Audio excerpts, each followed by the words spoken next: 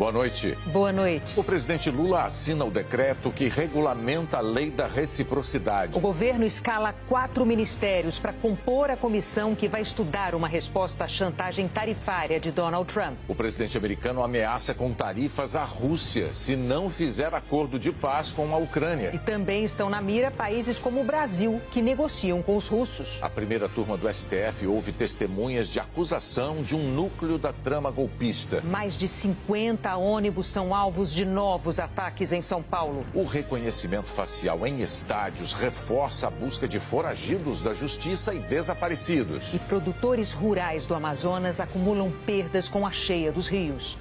O Jornal Nacional está começando.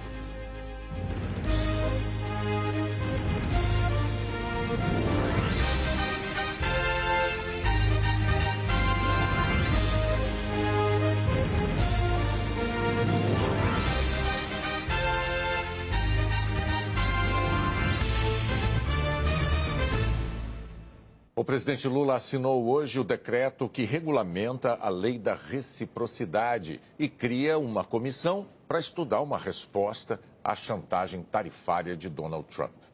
Essa comissão vai ser formada por 4 ministérios. O Brasil tem 17 dias para negociar, reverter ou tomar medidas para enfrentar o problema.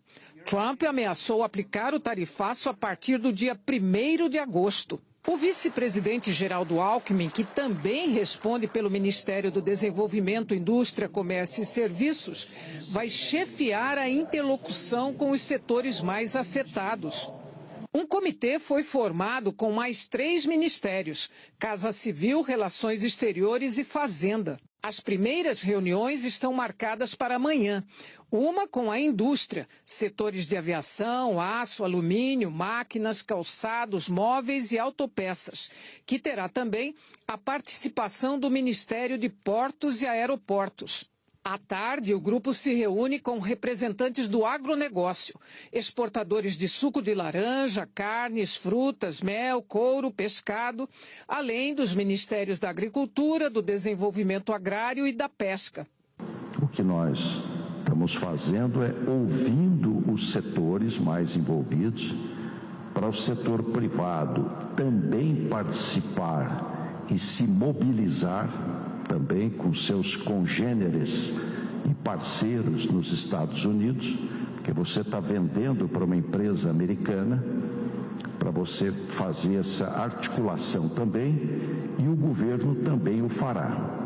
A responsabilidade é todo o empenho em rever essa questão. Primeiro, porque ela é totalmente inadequada. O Brasil não tem superávit com os Estados Unidos. Ontem, o presidente do Supremo Tribunal Federal, Luiz Roberto Barroso, se manifestou pela primeira vez numa carta em defesa da Constituição, da democracia e da justiça. Hoje, a ministra presidente do Superior Tribunal Militar, Maria Elizabeth Rocha, endossou as palavras de Barroso.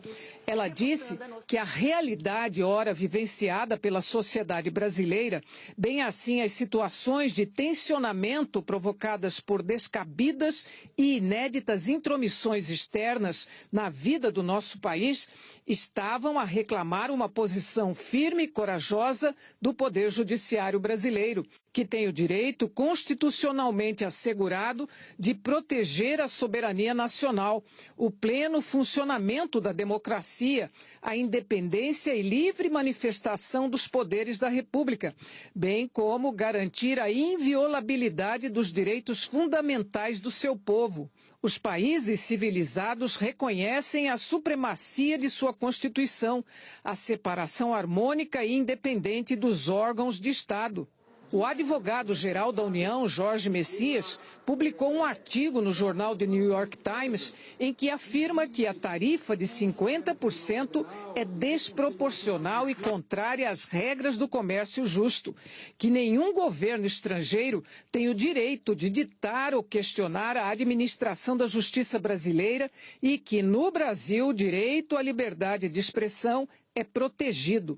Messias termina defendendo a negociação e dizendo que o governo brasileiro permanece comprometido com um relacionamento construtivo e pragmático com os Estados Unidos, baseado no respeito à soberania, à legalidade e ao Estado de Direito.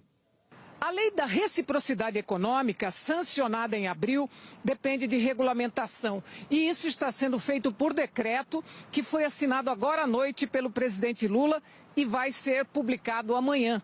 O texto não cita nenhum país, mas permite ao governo brasileiro adotar medidas semelhantes caso decida dar uma resposta aos Estados Unidos. Nesse mesmo decreto, estará a criação do Comitê para a Interlocução com os Empresários. O Jornal Nacional ouviu especialistas em relações internacionais sobre os caminhos que o Brasil pode adotar na negociação com os americanos. Como a economia brasileira é muito interligada à americana, qualquer resposta precisa ser bem calculada, segundo os especialistas. O professor da USP, Feliciano Guimarães, diz que o momento é de negociar para evitar uma guerra comercial, que traria muito mais prejuízos para o Brasil. Os Estados Unidos são nosso segundo maior parceiro, atrás apenas da China. O Brasil precisa fazer uma aliança de duas frentes, uma aliança com outros países que estejam em situação similar ao Brasil, e uma aliança com setores da economia americana que serão muito atingidos pelas tarifas. Mas se for preciso adotar medidas recíprocas, especialistas dizem que a penalidade tem que ser aplicada em setores estratégicos, que possam convencer os americanos a recuar. O professor de Relações Internacionais, Carlos Gustavo Poggio, por exemplo, defende que o Brasil seja criativo. Porque, segundo ele, aplicar exatamente a mesma tarifa aos produtos americanos pode ser um tiro no pé. Eu acho que não seria inteligente que o Brasil simplesmente colocasse 50% dos produtos importados dos Estados Unidos. Veja você que, por exemplo, o Brasil importa maquinário dos Estados Unidos, né? Então, se uma empresa vai decidir trocar a sua máquina ou comprar peças para a sua máquina e, de repente, de uma hora para outra, o preço dessa máquina subiu mais de 50%, isso vai colocar um problema na cadeia produtiva do Brasil.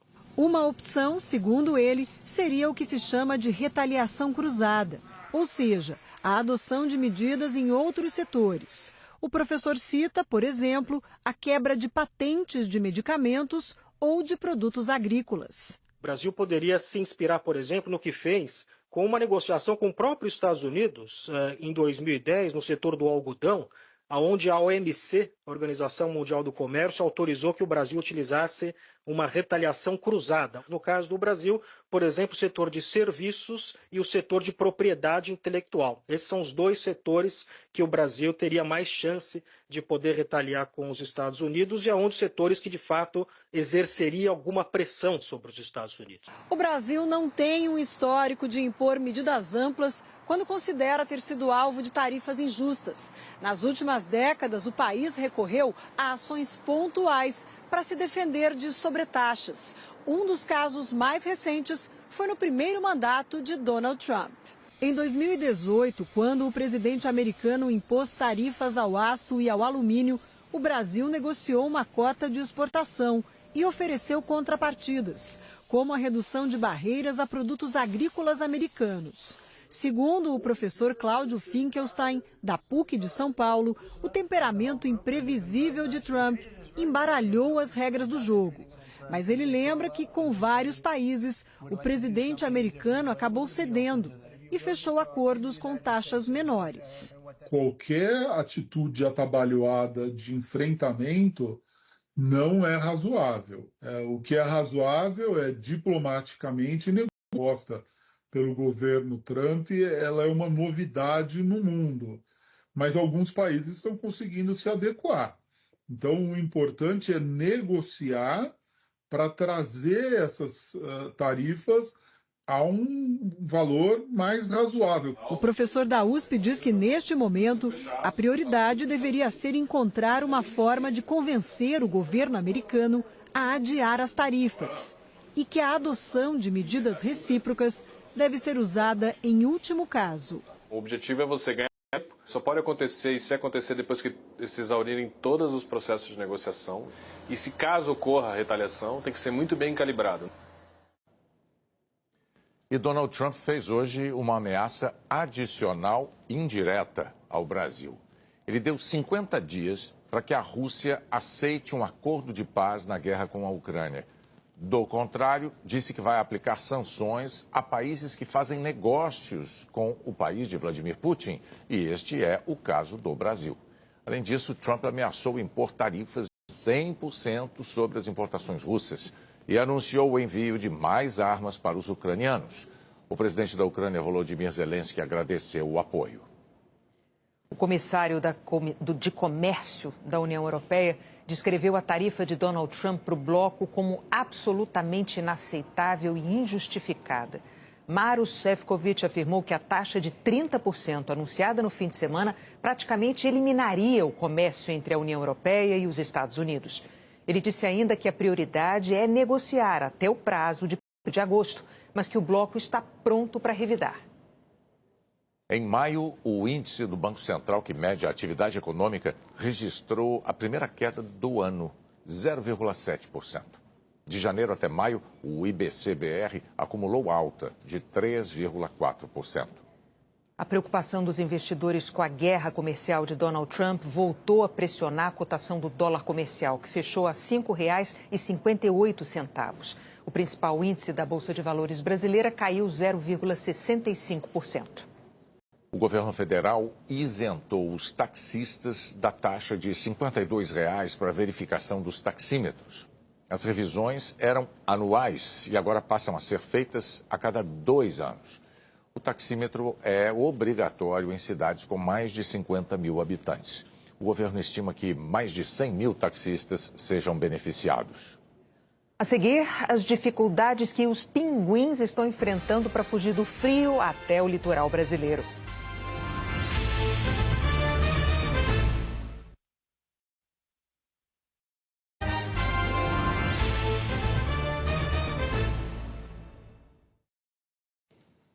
No Amazonas, a cheia dos rios impõe prejuízos a produtores rurais. A água que corre forte é do Rio Solimões. Desde outubro do ano passado, ele subiu quase 18 metros e mudou a vida desta comunidade em Iranduba, na região metropolitana de Manaus. A casa do Cristiano escapou do alagamento. Foi construída a mais de 2 metros do chão. Já a casa onde ele produz farinha inundou. Ele também perdeu as bananeiras e a plantação inteira de feijão de corda. Tudo que a gente planta aqui vai para o fundo, né? Quando a água vem, ela vem mesmo levando tudo, sai levando tudo. Aí as coisas ficam complicadas para nós, né? Na casa do seu Raimundo não dá nem para andar. O rio está encostado no piso. Traz junto visitantes nada agradáveis. Para não ficar sem luz, ele suspendeu os fios da rede elétrica. O agricultor conta que só colheu a mandioca. A produção de couve ficou debaixo d'água. Aí o couve e o pepino nós perdemos todinho. E o couve ainda deu para a gente apanhar bem uns 5 apanhas ainda. E o resto foi? Foi tudo para o fundo. O cenário aqui era para ser outro. Essa plantação de pepino é do início do mês de maio. O seu Adalberto acreditou que ia dar tempo para colher. Mas a água veio com tudo. A vegetação tomou conta. Essa produção renderia 8 toneladas de pepino. Mas agora está tudo assim, ó, seco. Surpreendeu todo mundo, porque ninguém esperava uma água dessa, né? Todo mundo dizia que ia ser uma enchente pequena, que ia chegar aí meio metro, mas foi longe. 4.000 famílias de produtores rurais tiveram perdas com a subida dos rios.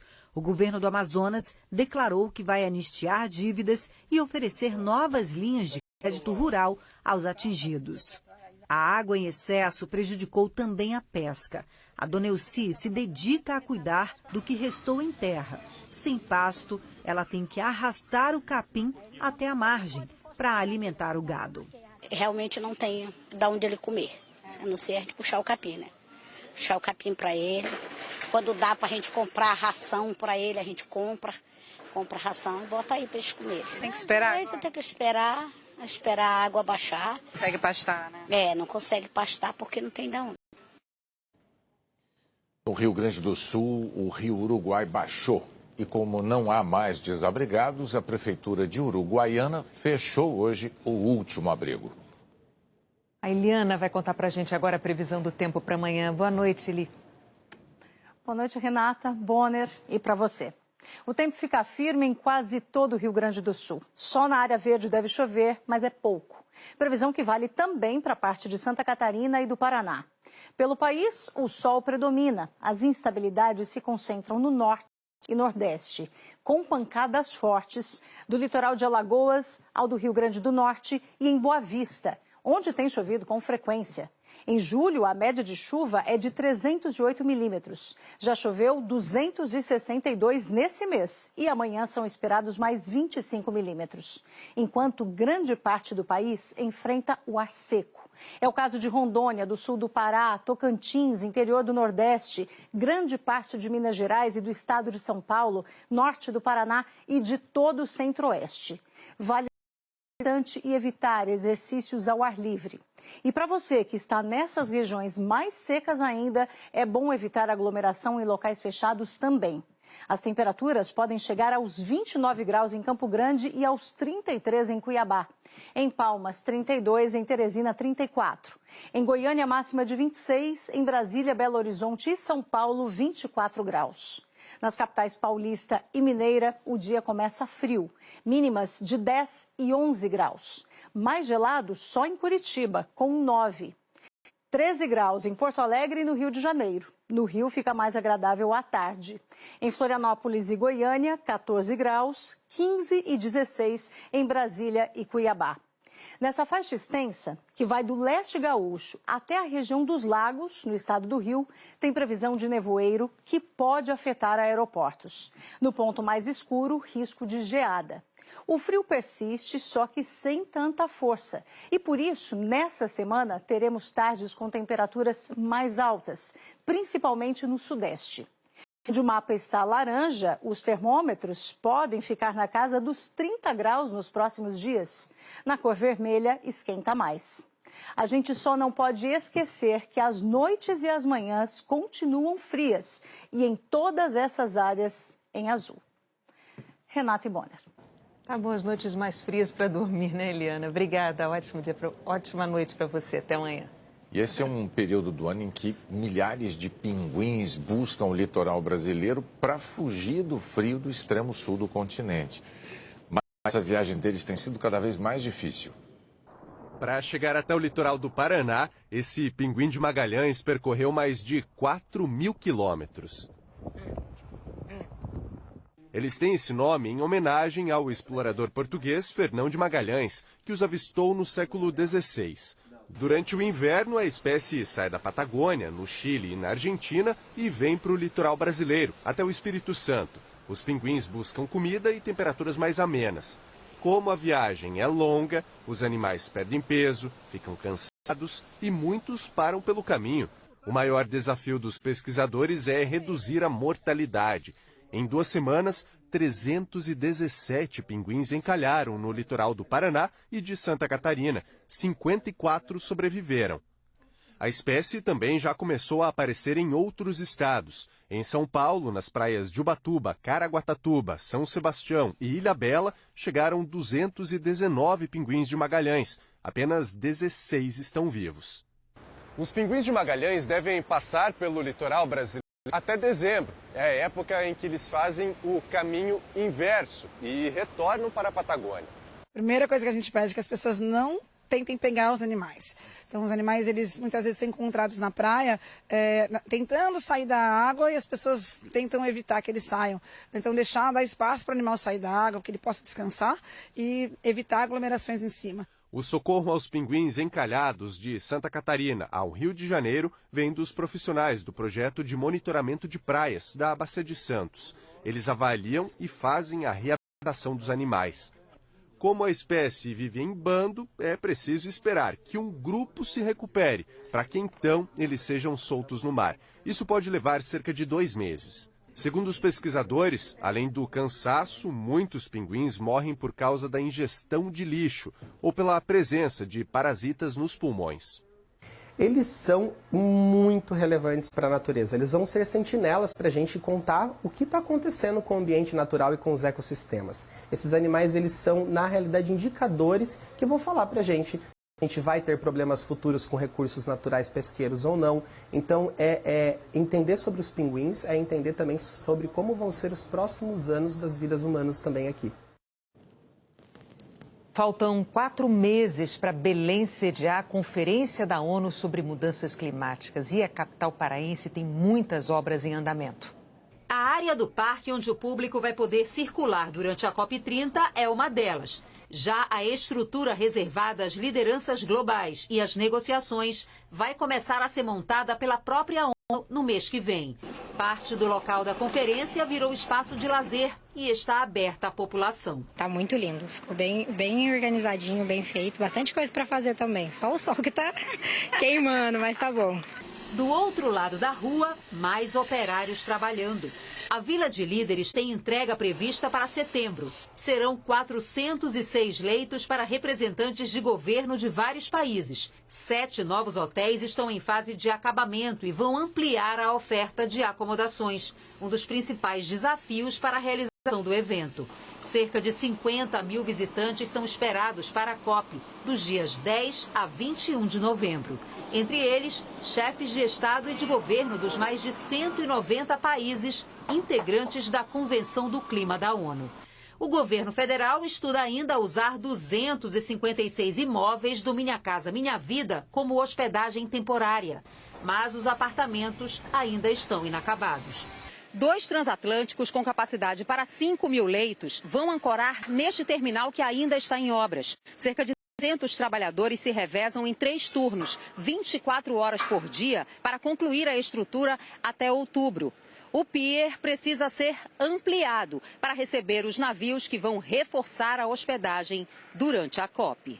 Os transatlânticos são navios que possuem comprimentos e larguras muito maior do que os navios que hoje operam no terminal de Outeiro. Por conta disso, está sendo implantado um pier da ordem de 700 metros de comprimento. Segundo o governo do Pará, essas vão garantir hospedagem adequada para as delegações diplomáticas. O que nos cabe é garantir a oferta necessária para que os 196 países que estarão com os seus delegados, efetivamente todos possam ter opção dentro dos preços praticados de forma correta para que nós possamos ter uma COP plena e legítima.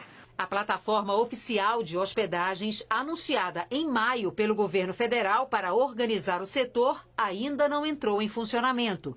Enquanto isso, algumas delegações buscam alternativas. Este motel, por exemplo, será adaptado para receber uma delegação africana. Uma comitiva de 9 pessoas visitaram o motel, viram realmente a qualidade da estrutura, são 53 suítes e nós vamos hospedar 81 pessoas no total. Uma oportunidade inesperada também para Marcelo. O estudante de Relações Internacionais foi chamado para ajudar a receber a delegação e já faz planos com essa renda extra. Viajar para a França de novo, ver minha mãe que está morando lá ainda, viajar para visitar minha mamãe de novo. Nesse 14 de julho, nas comemorações do feriado da queda da Bastilha, a França lembrou a COP30. Luzes, drones e fogos de artifício na Torre Eiffel fizeram referências à Conferência do Clima em Belém. A homenagem é parte da temporada cultural Brasil-França, que celebra os 200 anos de relações diplomáticas entre os dois países. A seguir, mais de 50 ônibus são alvos de novos ataques em São Paulo. O reconhecimento facial em estádio reforça a busca de foragidos da justiça e desaparecidos.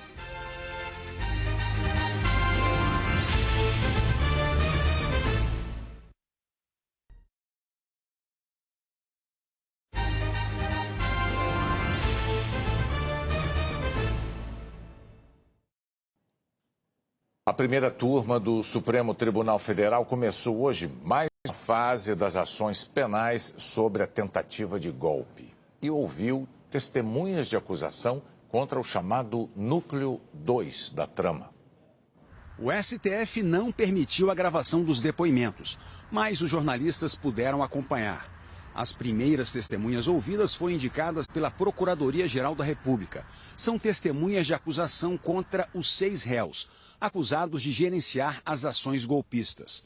Fernando de Souza Oliveira, Felipe Garcia Martins Pereira, Marcelo Costa Câmara, Marília Ferreira de Alencar, Mário Fernandes e Silvinei Vasques. Uma das testemunhas foi Clebson Ferreira de Paula Vieira, servidor do Ministério da Justiça, que já havia prestado depoimento em maio. Clebson elaborou documentos a pedido da área de inteligência do Ministério. Hoje, o servidor disse que recebeu o pedido para fazer uma análise de dados que vinculasse os votos em Lula a uma facção criminosa no Rio de Janeiro. Também contou que recebeu uma encomenda para informar em que locais Lula teve mais votos no primeiro turno.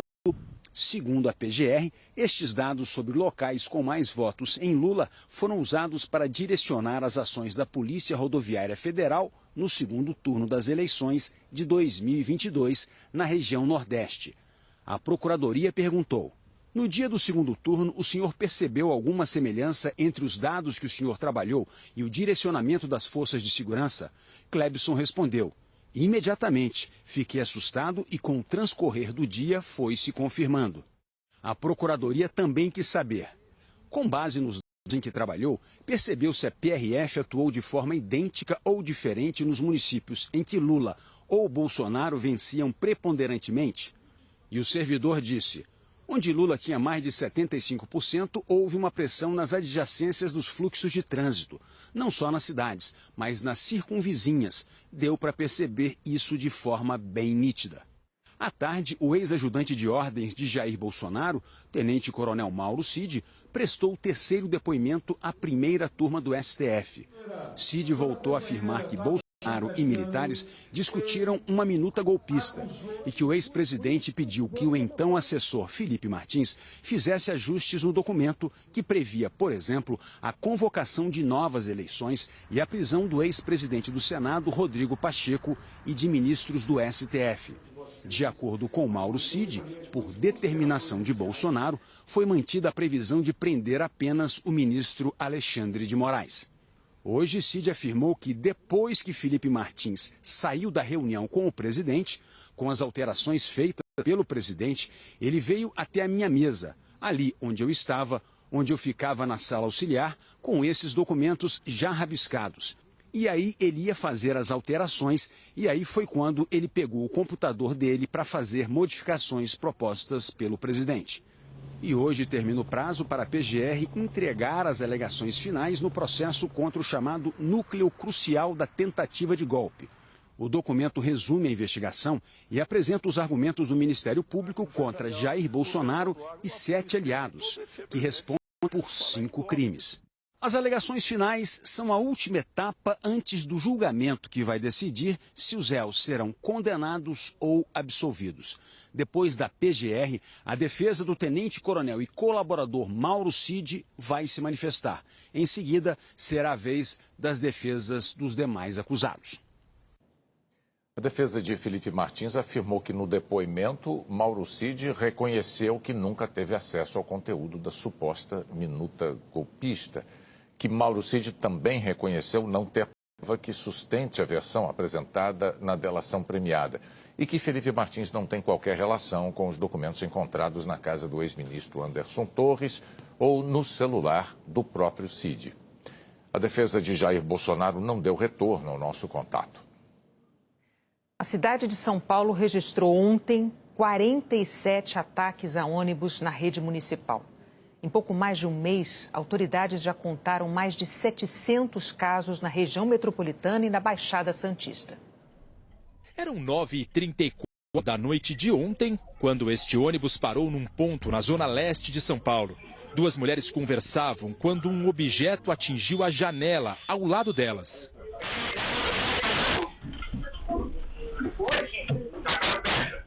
Os passageiros buscaram abrigo ao lado do cobrador. O vidro não quebrou, mas ficou todo trincado. Só ontem foram 47 ataques na cidade de São Paulo. Foi o dia com o segundo maior número de ações criminosas desse tipo. De 12 de junho até ontem, 421 ônibus foram vandalizados na capital.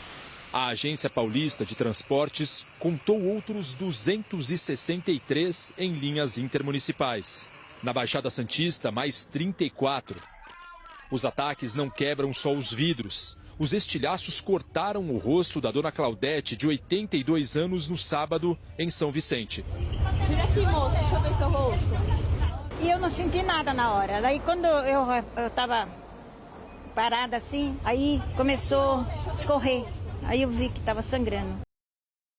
Suspeitam que empresas ou funcionários estejam tentando levar pânico aos passageiros e desestabilizar o setor.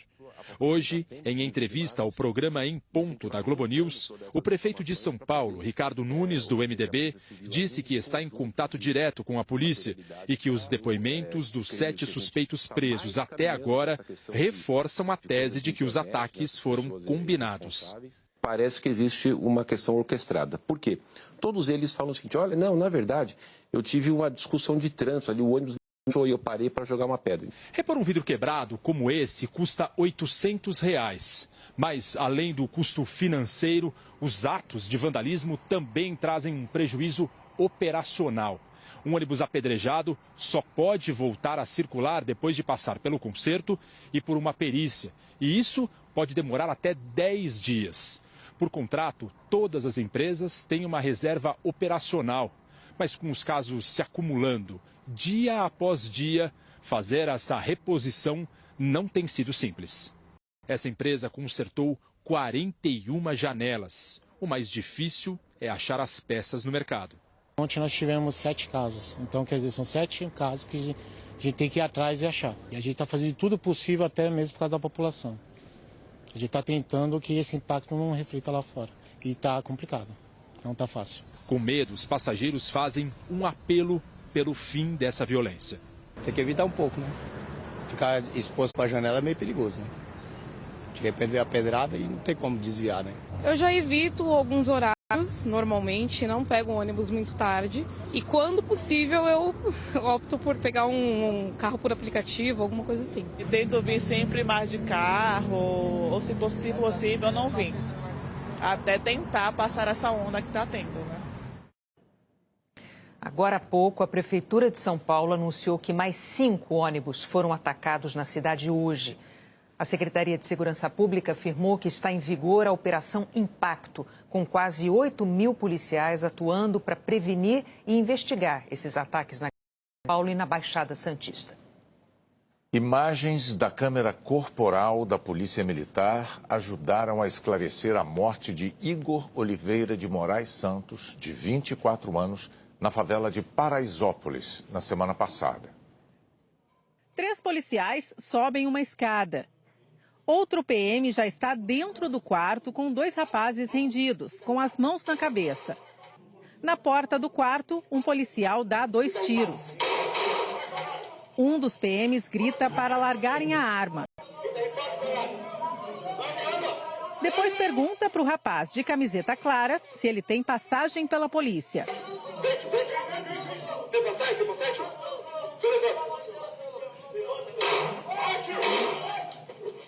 A morte de Igor provocou protestos que aconteceram em seguida. Uma multidão incendiou caçambas de lixo e atacou motoristas que passavam pelo local. Um deles foi arrancado de dentro do carro. A Secretaria de Segurança Pública de São Paulo declarou que o caso está sendo investigado pelo Departamento de Homicídios e de Proteção à Pessoa. Foi a própria corporação que anunciou a prisão dos 2 PMs envolvidos na morte de Igor. A PM analisou imagens das câmeras corporais que eles usavam. Os 2 foram presos em flagrante e vão responder por homicídio doloso. Homicídio doloso é quando existe a intenção de matar.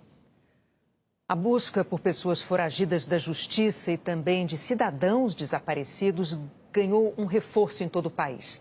O uso de dispositivos de reconhecimento facial se tornou obrigatório em estádios com capacidade para mais de 20 mil espectadores no Campeonato Brasileiro. No estádio do Corinthians, a partida contra o Bragantino foi um teste valendo. A diretoria até dobrou o efetivo de funcionários para solucionar eventuais problemas. Ao fazer a compra, é preciso se cadastrar num sistema e o reconhecimento do rosto na catraca passa a valer como o próprio ingresso. Com 33.847 pagantes, este foi o menor público do ano na Casa Corintiana. Foi muito fácil. 2 segundos ali, só apareceu o rosto ali e já entrou. Então tá tranquilo. E faz tempo que eu não pegava ingresso, né? Com a facial tá até sobrando ingresso agora, né? No Mineirão também foi a primeira operação, 100% com biometria facial para Cruzeiro e Grêmio. E nem tudo funcionou bem. A facial não tá funcionando, QR Code, por favor. Um mês parado para o quê? Para nada, a bagunça do mesmo jeito. Em nota, Cruzeiro e Mineirão disseram que eventuais instabilidades serão avaliadas e solucionadas nas próximas partidas. A lei que obriga o uso de reconhecimento facial para entrar no estádio é de 2023, mas os clubes tiveram 2 anos para se regularizar. Na Série A do Campeonato Brasileiro, apenas 3 dos 20 clubes têm estádios menores e poderiam operar na regra antiga, mas o Mirassol já tem e Bragantino e Juventude pretendem implementar o sistema de biometria ainda este ano.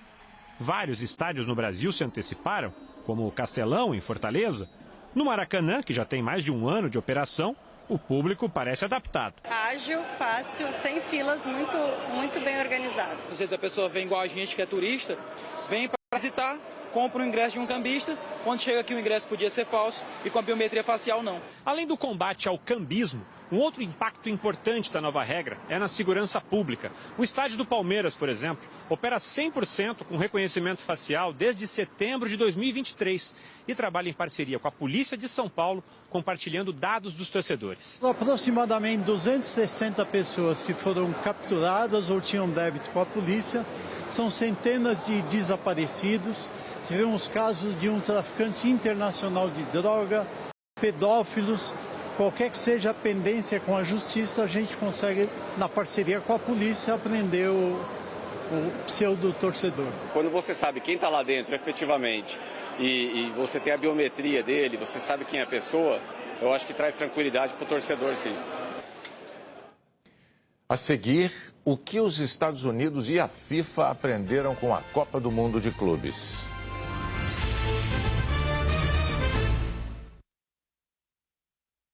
Chegou o Tank 300 Hi4T, o 4x4 híbrido off-road da GWM.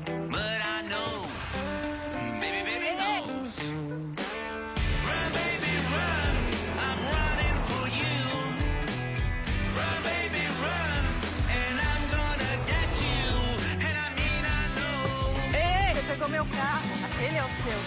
GWM Tank 300. Difícil acreditar que é um carro só. O país cresceu, a economia melhorou e as políticas de inclusão estão permitindo que mais pessoas melhorem de vida e abram um pequeno negócio. Com mais empreendedores prosperando de 2023 até hoje, o Sebrae também cresceu. Passou da 13ª para a 4ª marca mais valiosa do Brasil. E junto com cada pequeno negócio que abre, inova e cresce, o Sebrae e o Brasil crescem também. Vem crescer com o Sebrae. Vem crescer com o Brasil.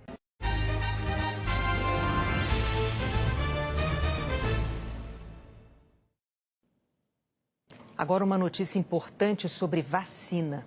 O Brasil voltou à lista dos países com mais crianças não imunizadas no mundo. Agora ocupa a 17ª posição no ranking de 20 nações. Segundo um levantamento do Fundo das Nações Unidas para a Infância e da Organização Mundial da Saúde, no ano passado, nenhuma das 17 vacinas monitoradas alcançou a cobertura de 90% ou mais no Brasil. O Ministério da Saúde reiterou a importância da vacinação como uma medida fundamental de proteção à saúde das crianças e afirmou que tem feito esforços para aumentar a cobertura vacinal, como a imunização em escolas e a garantia no abastecimento das vacinas. É ano que vem. É ano que vem. O Jornal da Globo é depois de Tela Quente. Boa noite. Uma ótima noite para você e até amanhã.